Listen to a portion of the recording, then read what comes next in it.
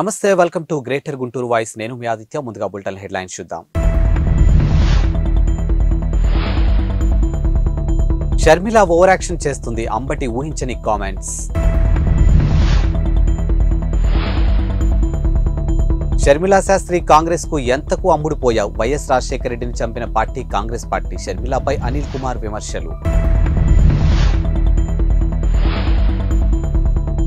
ఆంధ్రప్రదేశ్ రాజకీయాల్లో సంచలనం అక్క షర్మిలను కలిసిన చెల్లి పల్నాడు జిల్లా ముప్పాళ్ల మండలం తొండెపిలో ఉద్రిక్తత చోటు చేసుకుంది ఇక టీడీపీ జెండా ఆవిష్కరణ కార్యక్రమానికి వచ్చినటువంటి మాజీ మంత్రి కన్నా లక్ష్మీనారాయణపై గుర్తు తెలియని వ్యక్తులు రాళ్ల దాడికి పాల్పడ్డారు ఈ దాడిలో పలువురికి గాయాలు అయ్యాయి పరిస్థితిని చేయి దాటుతుండటంతో కార్యకర్తలను పోలీసులు చెదరగొట్టారు ఇక జెండా ఆవిష్కరణతో పాటు పార్టీ నేతలు ఏర్పాటు చేసినటువంటి బహిరంగ సభలో కన్నా లక్ష్మీనారాయణ పాల్గొల్సి ఉండగా గుర్తు తెలియని దుండగులు పథకం ప్రకారం దాడికి పాల్పడ్డారు ఇక లైట్లు ఆర్పేసి భవనాలపై నుంచి ఒక్కసారిగా రాళ్ల దాడికి దిగారు ఈ దాడిలో కన్నా వ్యక్తిగత సహాయకుడితో పాటు 15 మందికి గాయాలు అయ్యాయి ఇక బందోబస్తుకు వచ్చినటువంటి పోలీసులు కార్యకర్తలను చెదరగొట్టారు ఇక ప్రస్తుతం తొండెపి గ్రామంలో తీవ్ర ఉద్రిక్తత నెలకొంది ఇక రాళ్ల దాడిపై కన్నా లక్ష్మీనారాయణ మండిపడ్డారు రాష్ట్రంలో అరాచక పాలన సాగుతుందని అన్నారు ఇక రాక్షస పాలనకు చరమగీతం పాడాలనే టీడీపీలో చేరినట్లు తెలిపారు ఇక మంత్రి అంబటి రాంబాబు ఈ రాళ్ల దాడికి చేయించినట్లు ఆయన ఆరోపించారు రాక్షస పాలనకు చరమగీతం పాడాలనే టీడీపీలో చేరినట్లు తెలిపారు ఇక మంత్రి అంబటి రాంబాబు ఈ రాళ్ల దాడికి చేయించినట్లు ఆరోపించారు ఇక రానున్న ఎన్నికల్లో సత్తెనపల్లి ప్రజలే సరైన గుణపాఠం చెప్తారని అన్నారు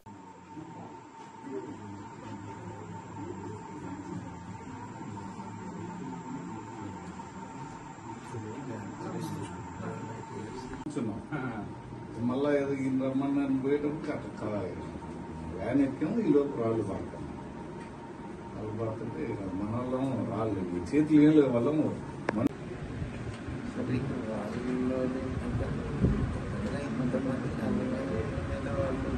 కరెంట్ తీసేసి డాబాల మీద కొంతమంది కింద కొంతమంది ఇక్కడ పోగానే రాళ్ళు వేశారు పై నుంచి డాబాల నుంచి కింద నుంచి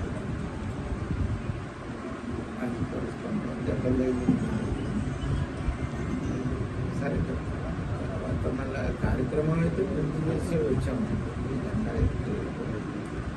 ప్రాణాపాయం ఇట్లా స్కాన్లు గుడ్లు పడ్డాయి గుడ్లు పడ్డాయి తర్వాత 4-5 రాళ్ళ దెబ్బలు ఒకడికి మాత్రం చెయ్యి ఫ్రాక్చర్ అయి ఉంటుందని అనుకున్నాను ఎందుకంటే గుర్తాకి చెయ్యి ఎత్తనీయట్లేదు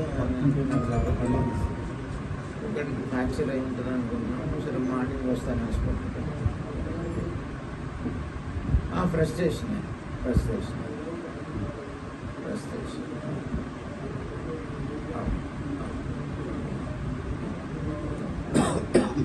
మంత్రి అంబటి రాంబాబుకు గుంటూరు జిల్లా మిర్చి యార్డులో జలకిచ్చారు ఇక యార్డులో రైతులకు అల్పాహారం భోజనశాల ప్రారంభ కార్యక్రమం మంత్రి అంబటి చేతుల మీదుగా జరిగింది అయితే ఈ కార్యక్రమానికి యార్డ్ చైర్మన్ మినహా యార్డు డైరెక్టర్లు డుమ్మా కొట్టారు ఇక యార్డు చైర్మన్ నిమ్మకాయల రాజనారాయణ తీరుకు నిరసనగా వారు రాలేదు ఇక యార్డు చైర్మన్ ఏకపక్ష వ్యవహార శైలికి నిరసనగా డైరెక్టర్లు డుమ్మా కొట్టారు ఇక అలాగే మిర్చి యార్డు వైస్ చైర్మన్ సహా డైరెక్టర్లు కూడా ఈ కార్యక్రమానికి హాజరు కాలేదు ఇక మిర్చి యార్డులో చైర్మన్ డైరెక్టర్ల మధ్య వివాదం కొనసాగుతుంది అనంతరం మీడియాతో మంత్రి రాంబాబు వైఎస్ షర్మిలపై మాట్లాడారు రాజకీయాల్లో స్వేచ్ఛ ఉందని వైఎస్ షర్మిల ఓవర్ యాక్షన్ చేస్తున్నారని అన్నారు ఇక మంత్రి అంబటి రాంబాబు మరోవైపు గుంటూరు జిల్లా ముప్పాళ్ల మండలం తొండెపిలో ఆదివారం జరిగినటువంటి గొడవకు వైసీపీకి ఏమాత్రం సంబంధం లేదని అన్నారు ఇక దాడుల ఘర్షణను ప్రోత్సహించే మనిషిని కాదని అన్నారు ఇక తొండెపికి కన్నా లక్ష్మీనారాయణ వెళ్లేటప్పుడు పోలీసులకు సమాచారం ఇచ్చి వెళ్లుంటే బాగుండేదని అన్నారు అనవసరంగా కన్నా లక్ష్మీనారాయణ తనపై బురద జల్లే ప్రయత్నం చేస్తున్నారని మంత్రి అంబటి సకాలంలో పోలీసులు స్పందించకపోతే పరిస్థితి మరోలా ఉండేదని అన్నారు మేము బ్రేక్ఫాస్ట్ ఆలోచన వచ్చాం సార్ అన్నాం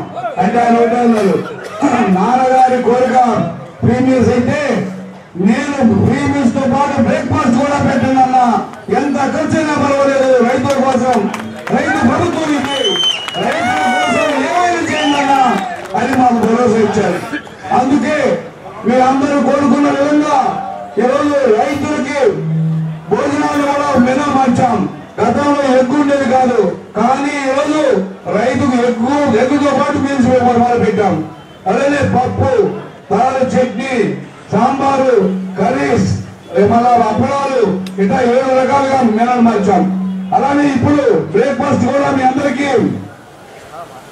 ఉదయం ఇడ్లీ కామన్ గా ఎవరైనా అందరూ తీసుకోవాలి తర్వాత దానిలో 5 రకాలు ఉంటాయి పూరి సెట్ దోశ బోండా గారె కట్టె పొంగల్ ఈ 5 ఇంకొక రకం, మొత్తమే 2 రకాలు బ్రేక్ఫాస్ట్, ఒక టీ ఉచితంగా ఇవ్వాలని ఒక నిర్ణయానికి వచ్చాం మా ప్రభుత్వం.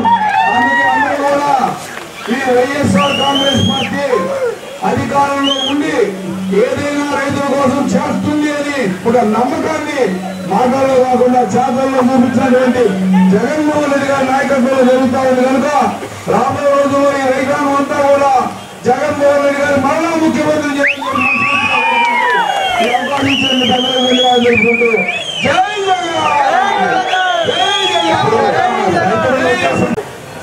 ఉదయాన్నే ఇచ్చేసినటువంటి రైతాంగానికి బ్రేక్ఫాస్ట్ పెట్టాలనేటువంటి ఒక నూతనమైన నిర్ణయం తీసుకొని ప్రారంభించే కార్యక్రమానికి నన్ను ఆహ్వానించినటువంటి మీ యార్డ్ చైర్మన్ గౌరవనీయులు మిత్రులు నిమ్మకాయల రాజధాని గారు, అలాగే జాయింట్ డైరెక్టర్ మార్కెటింగ్ శ్రీనివాస్ గారు, వేదిక మీద ఆశీలైనటువంటి ఇతర డైరెక్టర్లు, మీ విద్యా డైరెక్టర్లు అందరికీ ముందుగా నా హృదయపూర్వకమైనటువంటి నమస్కారాలు. గుంటూరు అంటేనే ఘాటు, మిర్చి ఘాటు. గుంటూరు అనగానే మనకు గుర్తొచ్చేది రాష్ట్ర వ్యాప్తంగా మిర్చి గుర్తొస్తుంది. ఎందుకంటే ఈ పరిసర ప్రాంతాల్లో మిర్చి అధికంగా పండించేటటువంటి రైతాంగం ఉన్నారు. పండించడమే కాదు, మార్కెటింగ్ చేయడానికి మిర్చి యార్డ్ ఇక్కడ ఏర్పాటు చేయడం జరిగింది 1969లో. అప్పటి నుంచి ఇప్పటి వరకు దినదిన ప్రవర్ధమానంగా పెరిగి రైతులకు చక్కని సేవలు అందించే మార్కెట్ యార్డుగా పేరు ప్రఖ్యాతులు గాంచింది. మన రాష్ట్రంలోనే కాదు, మన దేశంలోనే కాదు, ఆసియా ఖండంలోనే ఇంత పెద్ద అమ్మకాలు విక్రయాలు నిర్వహించేటటువంటి మిర్చి యార్డు మరొకటి లేదు. కాబట్టి ఇది చాలా పెద్ద మిర్చి యార్డు. మన జిల్లాలోనే కాదు, ఇతర ప్రాంతాల నుంచి కూడా మిర్చిని, ఎండు మిర్చిని తీసుకొచ్చి ఇక్కడ అమ్ముకొని మళ్ళా దూరంగా రైతులు వెళ్ళేటటువంటి అవకాశం. ఎక్కడి నుంచో రైతులు లారీల మీద, బళ్ళ మీద, ట్రాక్టర్ల మీద మిర్చి అంతా తీసుకొచ్చి ఇక్కడ డంప్ చేసి అమ్ముకొని మళ్ళీ వెళ్ళిపోయే సందర్భం చాలా టైం పడుతుంది. టైం పడినప్పుడు ఏం జరుగుతుంది? ఆ పక్కకెళ్ళి టిఫిన్ చేయాలనో లేదా దూరం వెళ్ళి భోజనం చేయాలనేటువంటి భావన కలుగుతుంది. అది శ్రమతో కూడుకున్నది, ఆర్థికంగా కూడా ఖర్చు అయ్యేది. దీన్ని గమనించినటువంటి ప్రభుత్వం డాక్టర్ వైఎస్ రాజశేఖర రెడ్డి గారు ముఖ్యమంత్రిగా ఉన్నప్పుడు, బహుశా లేదా అప్పిరెడ్డి గారు మిర్చి యార్డ్ చైర్మన్ గా ఉన్నప్పుడు వచ్చిన ప్రతి రైతుకి కూడా ఉచితంగా భోజనం పెట్టాలని నిర్ణయించుకున్నది అప్పుడున్నటువంటి డాక్టర్ వైఎస్ రాజశేఖర రెడ్డి గారి ప్రభుత్వం అని మీ అందరికీ మనం చేస్తున్నాం.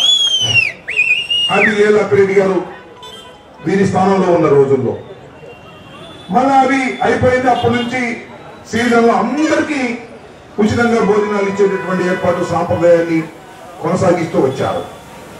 మళ్ళా జగన్మోహన్ రెడ్డి గారు ముఖ్యమంత్రి అయిన తర్వాత నిమ్మకాయల రాజధాని గారు చైర్మన్ గా నియమించబడిన తర్వాత కేవలం భోజనమే కాదు, ఉదయం ఇంతమంది వచ్చారు, ఇప్పుడు నేను ఆలస్యంగా వచ్చాను అనుకుంటాను, క్షమించాలి. ఉదయమే వచ్చినటువంటి రైతాంగానికి ఎక్కడికో వెళ్ళి బ్రేక్ఫాస్ట్ కాదు, ఈ భోజన సేవలోనే బ్రేక్ఫాస్ట్ కూడా ఏర్పాటు చేయాలి. బ్రేక్ఫాస్ట్ కమ్ లంచ్ రెండు కూడా ప్రతి రోజు రైతాంగానికి అందించాలని నిర్ణయం చేసినటువంటి ఈ పాలక మండలికి, ప్రభుత్వానికి నేను అభినందిస్తున్నాను. నేను మరొకటి చెప్పాలా, ఈ ప్రభుత్వం జగన్మోహన్ రెడ్డి గారి ప్రభుత్వం రైతు పక్షపాత ప్రభుత్వం అని మనం చేస్తున్నాం. రైతులకు మేలు జరగాలని నిరంతరం భావించేటటువంటి ప్రభుత్వం జగన్మోహన్ రెడ్డి గారి ప్రభుత్వం. రైతు భరోసా కార్యక్రమాన్ని అమలు చేస్తున్నటువంటి ప్రభుత్వం. నేను మనవి చేస్తున్నా, ఆర్బీకేలో రైతు భరోసా కేంద్రాలు ప్రతి గ్రామంలోనూ ప్రారంభించి నిరుపేదలు కొనుక్కోవాలా, ఎక్కడికో వెళ్ళి కొనుక్కోవాల్సిన అవసరం లేదు. భవిష్యత్తులో మీ ఆర్బీకేలోనే కొనుక్కోవాలా. నాణ్యమైన విత్తనాలు కొనుక్కునేటువంటి అవకాశం ఇచ్చేటటువంటి ప్రయత్నం చేస్తున్నటువంటి ప్రభుత్వం. ఎరువులు కొనుక్కోవాలా, మీ ఆర్థికమైన కొనుక్కునేటటువంటి పరిస్థితిని భవిష్యత్తులో కల్పించేటటువంటి అవకాశం. ఏ ఉత్పత్తి అయినా అమ్ముకోవాలి అంటే అక్కడే అమ్ముకునేటటువంటి అవకాశం కల్పించేటటువంటి ప్రభుత్వం. గ్రామ స్థాయిలోనే రైతాంగానికి అన్ని వస్తువులు కల్పించాలనే దృఢ సంకల్పంతో ఇవాళ గ్రామాల్లో రైతు భరోసా కేంద్రాలు ప్రారంభించడం జరిగిందని మనం చేస్తున్నాం. రాను రాను ఏంటంటే రైతాంగానికి మేలు చేసేటటువంటి అవకాశం ఎంతవరకు ఉన్నది, రైతాంగానికి మేలు చేసే అవకాశం ఈ ప్రభుత్వం ద్వారా అనేది ఆలోచిస్తున్నటువంటి ముఖ్యమంత్రి జగన్మోహన్ రెడ్డి గారిని మనం చేస్తున్నాం. వ్యవసాయంలో ఏం గిట్టుబాటు అవుతుంది, ఏమి గిట్టుబాటు అయ్యే పరిస్థితి లేదు. ఎంత గిట్టుబాటు అవుతుందంటే భార్య భర్తలు ఇద్దరూ కూడా శ్రమ చేస్తే గిట్టుబాటు అవుతుంది. ఆ కుటుంబంలో ఉన్నవారు శ్రమ చేస్తే గిట్టుబాటు అవుతుంది. లేకపోతే వ్యవసాయం గిట్టుబాటు అయ్యేటటువంటి పరిస్థితి లేకపోయినా రైతులకు మేలు చేసి గిట్టుబాటులోకి తీసుకురావాలనేటువంటి పథకాలను ప్రవేశపెడుతున్నటువంటి ప్రభుత్వం మీ జగనన్న ప్రభుత్వాన్ని మనం చేస్తాం. రైతు కోసం పనిచేసేటటువంటి ప్రభుత్వంగా ఈ ప్రభుత్వం ముద్ర వేసుకుంది. పూర్వ ప్రభుత్వాలుగా కాదు. పూర్వ ప్రభుత్వాలు హైటెక్ సిటీ కట్టాం, ఇంత ఎత్తున కట్టామంటారు. మేమేదో ఆ పురానికి చేసాం, ఆ గౌరవానికి చేసాం అంటున్నారు. కాదు, ఈ ప్రభుత్వం అలా కాదు. కూలి నాలి జనానికి, రైతాంగానికి నిరంతరం శ్రమ చేసేటటువంటి కార్మికులకి కూడా మేలు చేయాలని భావిస్తున్నటువంటి ప్రభుత్వం మీ జగనన్న ప్రభుత్వం అని మనం చేస్తున్నాం. అలాంటి ప్రభుత్వం ఇవాళ రాష్ట్రంలో అధికారంలో ఉంది. ఈ మిర్చియార్డులో మరి ఎక్కడి నుంచి వస్తారు, ఎంతమంది జనం చూడండి. పొద్దున్నే ఉదయాన్నే అంతమంది జనం వచ్చి ఇక్కడ మార్కెట్ కార్యకలాపాలు జరుగుతూ ఉన్నప్పుడు సాధక పథకాలు ఉన్నప్పుడు ఉంటాయి, చిన్న చిన్న సాధక పథకాలు. అయినా కూడా వాళ్ళందరికీ బాధలు తీర్చాలి, సక్రమంగా వచ్చే రైతాంగాన్ని సక్రమంగా సరుకు అమ్ముకొని చక్కగా ఇంటికి వెళ్ళాలని భావిస్తున్నటువంటి ప్రభుత్వం ఇదని కూడా ఈ సందర్భంగా మనవి చేస్తున్నాం. కాబట్టి మీ అందరికీ ఈ సందర్భంలో రాజకీయాలు చెప్పడం నాకు ఇష్టం లేదు. ఎందుకంటే రైతాంగం అన్ని పార్టీల వారు ఉంటారు, తప్పుడే. తెలుగుదేశం వాళ్ళు ఉంటారు, వైసీపీ వాళ్ళు ఉంటారు, కాంగ్రెస్ వాళ్ళు ఉంటారు, బీజేపీ వాళ్ళు, రైతులు అందరూ ఉంటారు. కానీ నేను మనవి చేస్తున్నా, ఏ ప్రభుత్వము చేయలేనటువంటి అనేకమైన సంక్షేమ కార్యక్రమాలకు రైతు సంఘాలకు అందించినటువంటి ప్రభుత్వం జగన్మోహన్ రెడ్డి గారి ప్రభుత్వం అనేది నేను దయచేసి గుర్తుపెట్టుకోమని మనం చేస్తున్నాం. రైతు ప్రభుత్వం ఇది. రైతుల కోసం నిరంతరం పనిచేసేటటువంటి ప్రభుత్వం. నిజానికి ఇవాళ వ్యవసాయ శాఖ మంత్రి గారు మిత్రులు గోవర్ధన్ రెడ్డి గారు కూడా రావాలా, ఆయనకు అర్జెంట్ పనుండి రాలేకపోయి మీరు తప్పనిసరిగా ఇల్లు రాంబాబు అని నాకు ఆయన చెప్పడం జరిగింది. చాలా సంతోషం.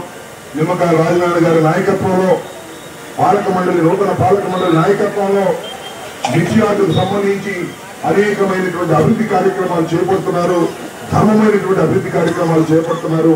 ఇవన్నీ విజయవంతం కావాలని, మిర్చి రైతులకు మేలు జరగాలని మనస్ఫూర్తిగా కోరుకుంటూ ఇప్పటికీ కాలాతీతమైంది. మీరందరూ ఈ అవకాశం ఇచ్చినందుకు నా హృదయపూర్వకమైన ధన్యవాదాలు తెలియజేసుకుంటూ మీకు సెలవు తీసుకుంటున్నాను. పల్నాడు జిల్లా నర్సరావుపేట స్థానిక పాత Palnadu bus stand municipal high school shopping complex లో గల 12 షాపులను గడ్డపారతో గుర్తు తెలియని దుండగులు ధ్వంసం చేశారు. ఇక దుకాణదారులు ఫిర్యాదు మేరకు కేసు నమోదు చేసి పోలీసులు దర్యాప్తు చేపట్టారు.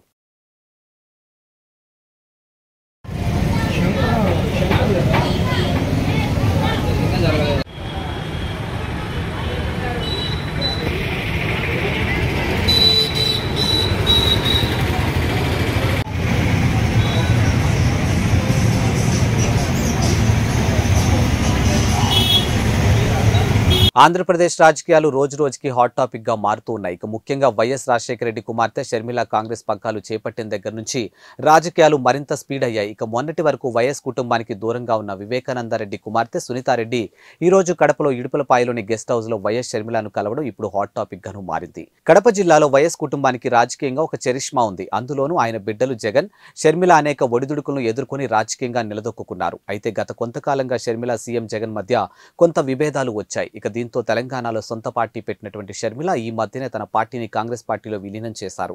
అనంతరం ఏపీ కాంగ్రెస్ పగ్గాలు చేపట్టినట్టు షర్మిల దూకుడుగా వ్యవహరిస్తూ కనుమరుగైపోయింది అనుకున్న కాంగ్రెస్ పార్టీకి కొంత ఊపిరిని పోశారు. ఈ క్రమంలో ఈ రోజు తన సొంత జిల్లా కడప జిల్లాలో కాంగ్రెస్ పార్టీ విస్తృత స్థాయి సమావేశాన్ని ఏర్పాటు చేసిన షర్మిల రాజకీయంగా పెద్ద షాక్ ఇచ్చారు.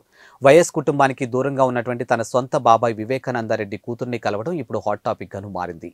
గెస్ట్ హౌస్ లో తన సోదరితో షర్మిల భేటీ అయి ఏం మాట్లాడుకున్నారు అనేది ఇప్పుడు అంత చర్చాంశం చర్చనీయంగానూ మారింది. హైదరాబాద్ నుంచి నేరుగా ఇడుపులపాయకు వచ్చినటువంటి సునీత షర్మిలతో భేటీ అయ్యారు. ఇక ముందుగా వైఎస్ఆర్ ఘాట్ దగ్గర వైఎస్ రాజశేఖర రెడ్డికి నివాళులు అర్పించారు. అనంతరం ఇడుపులపాయ నుంచి షర్మిలతో కలిసి కడపకు రానున్నారు ఇక సునీతారెడ్డి.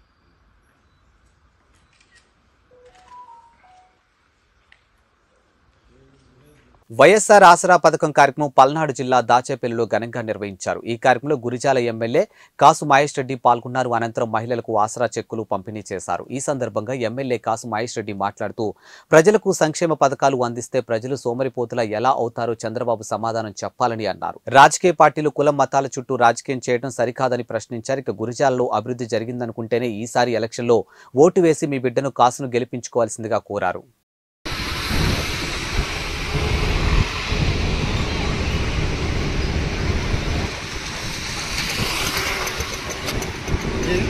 పల్నాడు జిల్లాలోని వైసీపీ ప్రభుత్వం వచ్చినప్పటి నుండి అరాచకాలు పెరిగిపోయాయని టీడీపీ రాష్ట్ర కార్యనిర్వాహక కార్యదర్శి గోనుగుట్ల కోటేశ్వరరావు విమర్శించారు.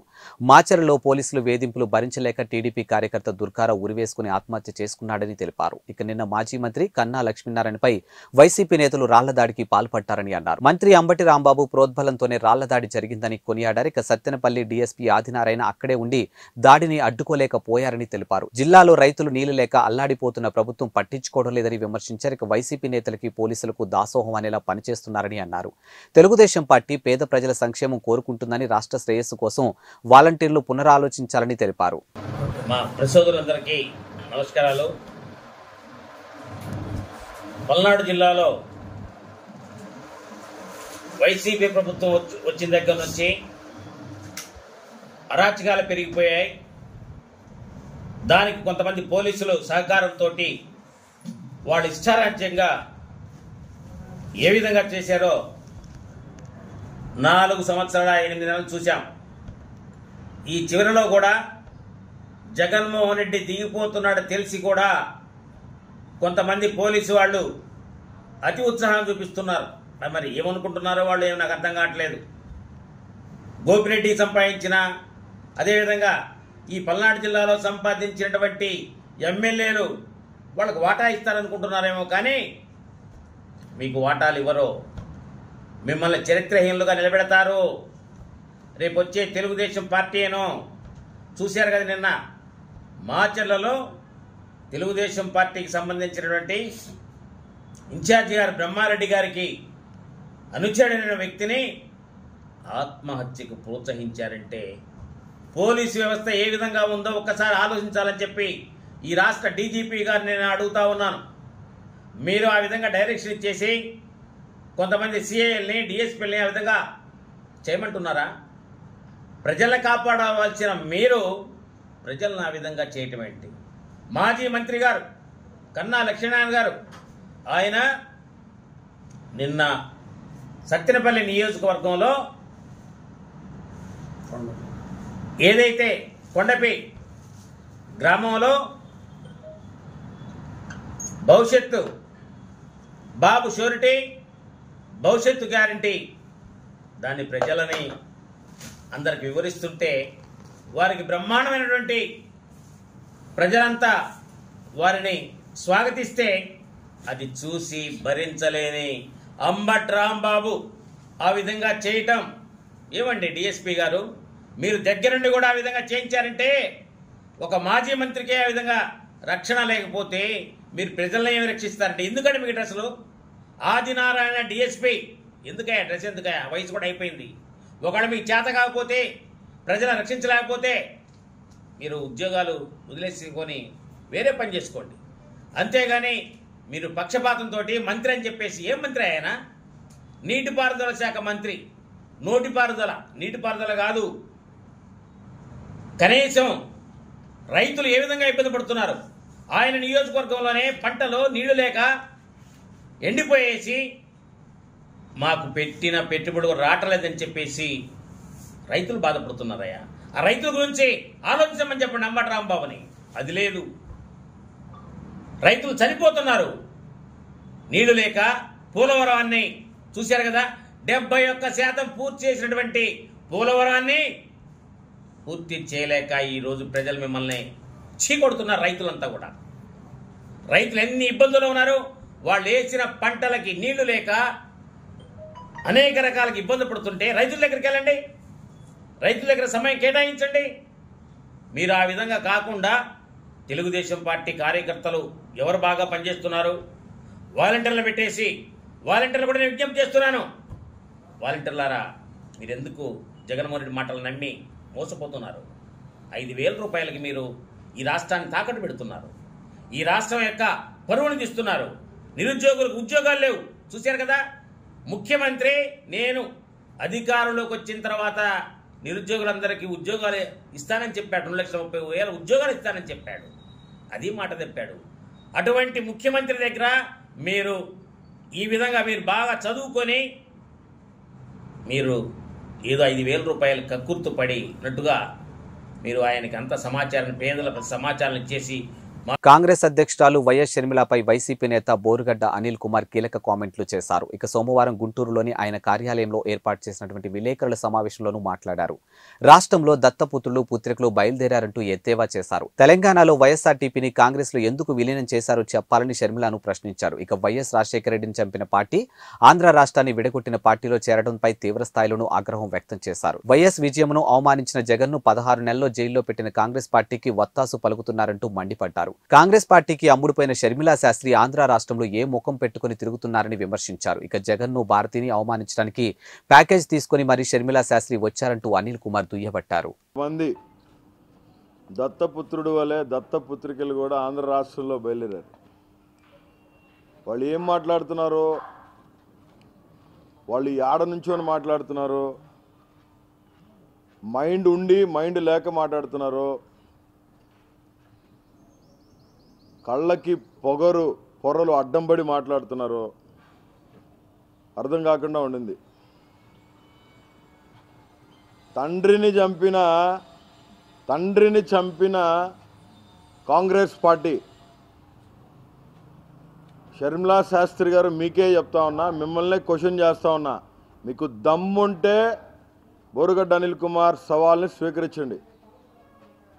నీకు దమ్ము ఉంటే బోరుగడ్డ అనిల్ కుమార్ సవాల్ని స్వీకరించు.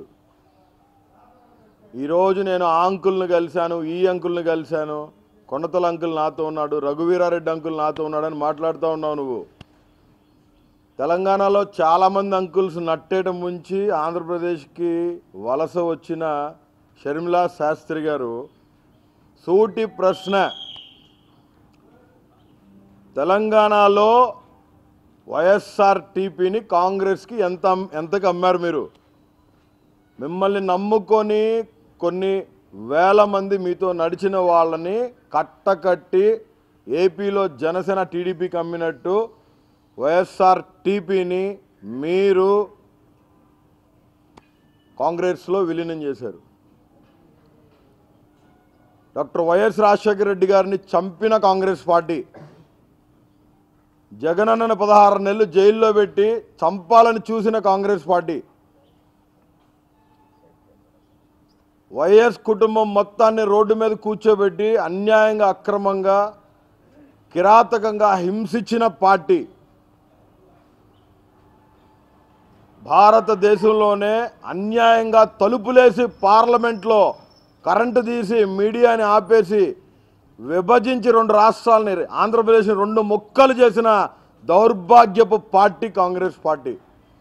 ఇదే కాంగ్రెస్ పార్టీని మీరు, షర్మిలా శాస్త్రి గారు, మీరు దొంగల పార్టీ అని అనలేదా? నా తండ్రిని పొట్టన పెట్టుకున్న పార్టీ అని అనలేదా? డాక్టర్ వైఎస్ రాజశేఖర రెడ్డి గారి పేరు చనిపోయిన తర్వాత కూడా అక్రమంగా అన్యాయంగా ఎఫ్ఐఆర్లో చేర్చారని మీ తల్లిగారైన విజయమ్మ గారు కంటతడి పెట్టలేదా? దీనంతటికీ మీరు సమాధానం ఏం చెప్తారు? ఎంతకు అమ్ముడు పోయావు? మురుసుపల్లి షర్మిల శాస్త్రి సామాజిక న్యాయం కోసం ఒక బిడ్డ, రాజన్న బిడ్డ పోరాడుతుంటే వైఎస్ఆర్ గారి పేరు పెట్టి కట్టకట్టి తెలంగాణలో మూట కట్టి రాహుల్ గాంధీ కాళ్ళ ముందు బేరం పెట్టావు, అమ్మేశావు. మళ్ళీ ఇప్పుడు రఘువీర అంకుల్, కొనతాల అంకుల్, ఆ అంకుల్, ఈ అంకుల్ అని వచ్చారు. తెలంగాణలో అంకుల్స్ పరిస్థితి ఏంటి? తెలంగాణలో ఆంటీల పరిస్థితి ఏంటి? నిన్ను నమ్మి నీతో నడిచిన వారి రాజకీయ జీవితాన్ని సమాధి కట్టి ఈరోజు ఆంధ్ర రాష్ట్రంలో ఏ మొహం పెట్టుకొని వచ్చావు? సూటి ప్రశ్న. రాజన్న బిడ్డని ఇక్కడ సామాజిక న్యాయం జరగట్లేదు, జగన్ రెడ్డి అని ఏకవచనంతో మాట్లాడుతున్నావు. మీకు ఒక విషయం చెప్పదలుచుకున్నాం. జగన్మోహన్ రెడ్డి గారిని బట్టి మీకు గుర్తింపు వచ్చింది, మిమ్మల్ని బట్టి జగన్మోహన్ రెడ్డి గారికి గుర్తింపు రాలా. జగనన్న చేసే పథకాలు మీ కళ్ళకి కనపడుతులా. ఎందుకంటే మీ కళ్ళకి చంద్రబాబు నాయుడు ప్యాకేజ్ కనపడుతుంది, చంద్రబాబు నాయుడు ఇచ్చిన తాయిలాలు కనపడుతూ ఉన్నాయి. మీరు రాజకీయం చేసేది డబ్బు కోసం, అధికారం కోసం అయితే జగన్మోహన్ రెడ్డి గారు రాజకీయాన్ని ప్రజల సంక్షేమ పథకాల కోసం ఉపయోగపెడుతూ ఉన్నారు. మీరు అన్నారుగా ఏం చేశాడని, ఒక అమ్మఒడి, ఒక నాడు నేడు బడి పథకం కింద స్కూల్లో పిల్లల్ని చదివిస్తూ ఉన్నాడు. మళ్ళీ జగన్ ఎందుకు రావాలని అడుగుతున్నావు కదా, నీకు సూటిగా సమాధానం చెప్తున్నావు విను. జగన్ రావాలి ఎందుకంటే అవ్వాతాత పెన్షన్ కోసం రావాలి, అవ్వాతాతకు పాకెట్ మనీ ఇచ్చేదానికోసం రావాలి. ప్రతి ఇంట్లో పెద్ద కొడుకై, మామయ్యి, అన్నయ్య, తమ్ముడై, గర్భవతి అయిన చెల్లికి పౌష్టికాహారం ఇచ్చేదానికోసం రావాలి, పిల్లల్ని చదివించేదానికోసం రావాలి, రైతన్న భరోసా కోసం రావాలి.